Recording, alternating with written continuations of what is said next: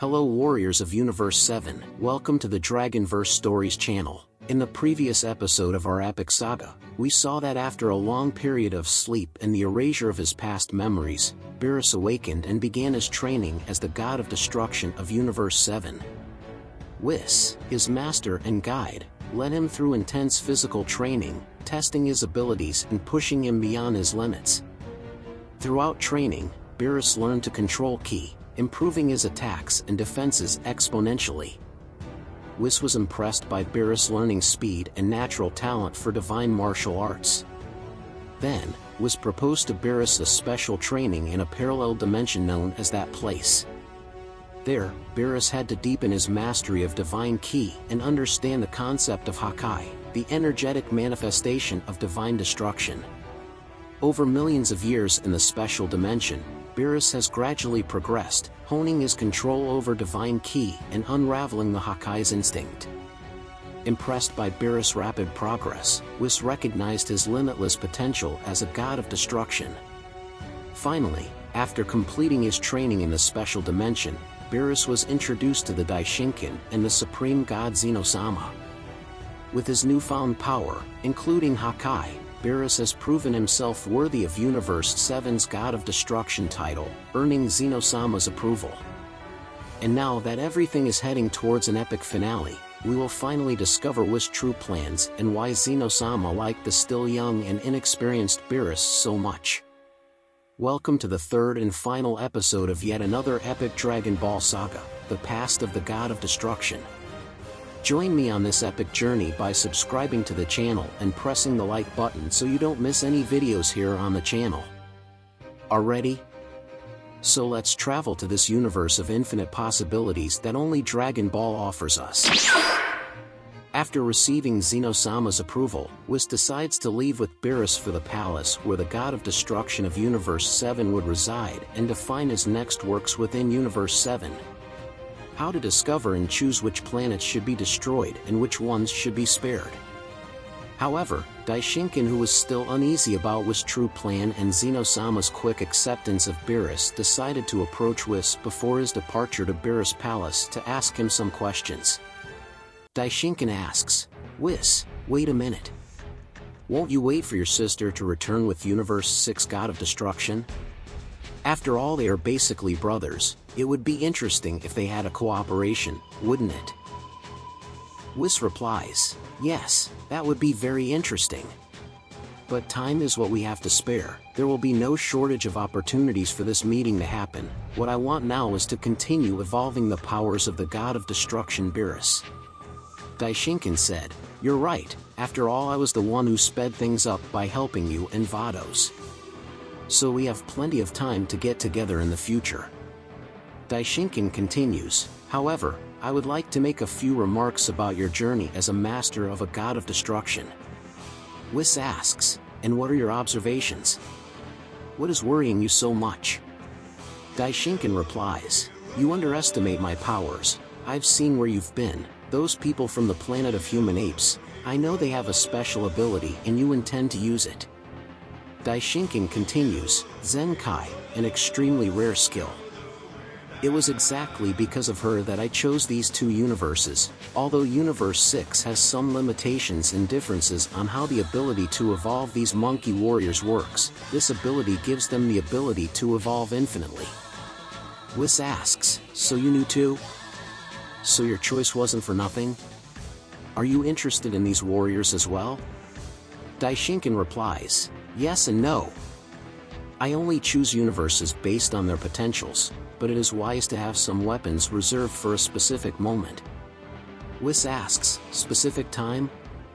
What is happening?" Daishinkan replies, "For now nothing. But the future is uncertain, so we have to be prepared. Anyway, what I want to say is that Xeno-sama wanted to see what Beerus' judgment would be before those monkey people. While you were training, those people evolved a lot. They're still quite rebellious and rowdy, but some of them have shown some pretty interesting abilities. One even managed to develop divine ki." Whis shocked asked, "Divine ki? This is impossible." Daishinkan replies, "Exactly, the divine ki. That's why Xeno-sama is so happy. He wants to know if Beerus can handle this monkey god they call Super Saiyan God. Daishinkan asks, was that also your intention behind those people, Whis? Whis replies, looks like I've been found out. Yes, I wanted to find out how they used the Zenkai thing and how I could apply it not only to Beerus, but to me too. Daishinkan replies, you really are my son, always acting in a perceptive and intelligent way. Okay, you're free to find out, but remember, Beerus can't destroy those people just yet. Whis replies, right, understood.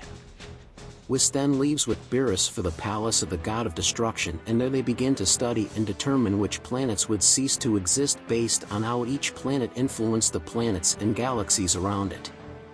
Beerus said, wow, this is a lot of work. It would be easier if we had some minions to watch some parts of the universe, that way I would have to focus only on choosing who I would destroy.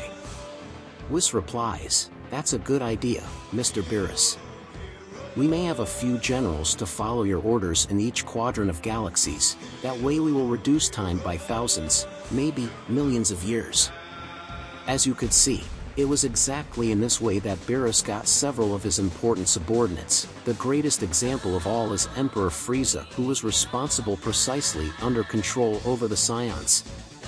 Beerus said, well, everything is ready, and according to your analysis the first planet I have to destroy is a planet that already has its core collapsed, so it is already destined for destruction. Whis said, yes, this planet is next to the planet of the 8 men. If it explodes in an uncontrolled way the explosion could eliminate those people.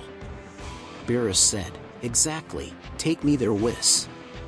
Whis and Beerus travel to the planet that should be destroyed, and it was possible to see the planet of the 8 men and its moon and a small dwarf planet next to it. Beerus said, strange, I feel enormous power coming from this planet of the 8 men. Whis said, they are really powerful. I want you to go talk to one of them, a special person. She, is called Yamoshi. She is the leader of the 8 men who for some reason managed to achieve the ability to attain divine ki. Beerus replies, leave it to me.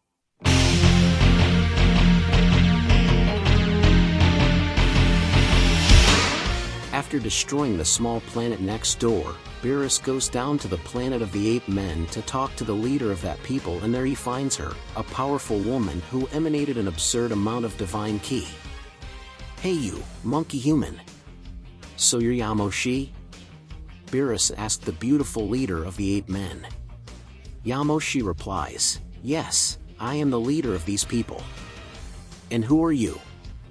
Beerus replies, I am Beerus, the god of destruction of this universe. I am responsible for maintaining balance within this universe so that it remains in balance with other existing universes.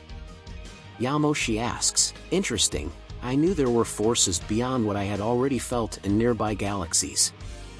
I've been trying to evolve these people for years, trying to change their wild customs, but not everyone accepted my proposal, so those who accepted are living here with me and those who rejected are living as they want on the other side of the planet. Yamoshi continues, I call them lower-class Saiyans because they don't have good manners. Beerus asks, Saiyan? What strange name is that? Yamoshi replies, it's a better name than always being called 8 men. I changed that too. Our transformation into Uruzuru cannot be used to define what our people are called. Beerus said, I see, well, I destroyed the planet next door because it would exterminate you, but I would like to know how you managed to master divine ki. Beerus asks, this is an ability of the gods and angels, so how did you achieve such a feat? Yamoshi replies, when I started my journey to eradicate the savagery of my people, some of them turned against me and 5 great allies that I had given their lives to give me their power and their spirit of justice and peace, so I achieved that state you call divine power. Yamoshi continues, after that the Saiyans split, and thus we return to the subject we commented on just now, but I believe I will change that too. Beerus said, right, fine. You will be responsible for this quadrant of the galaxy, Yamoshi. Yamoshi replies, no. Me, my people and my planet will be free and will not respond to any entity. Beerus said, are you crazy? Do you want to make trouble for me? Wanna face me? Wanna go against the will of your god of destruction? Yamoshi replies, I don't want to fight you, but if that's necessary to maintain my people's sovereignty, it will be done.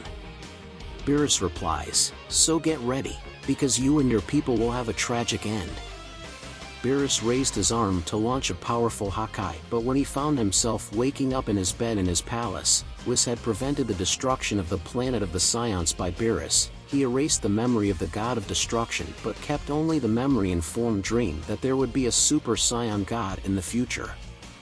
And so begins the story of Beerus as we follow in Dragon Ball Super, as we also reach the end of our epic Dragon Ball Saga, the past of the god of destruction. If you made it this far, leave your like and subscribe to the channel. See you in the next episodes.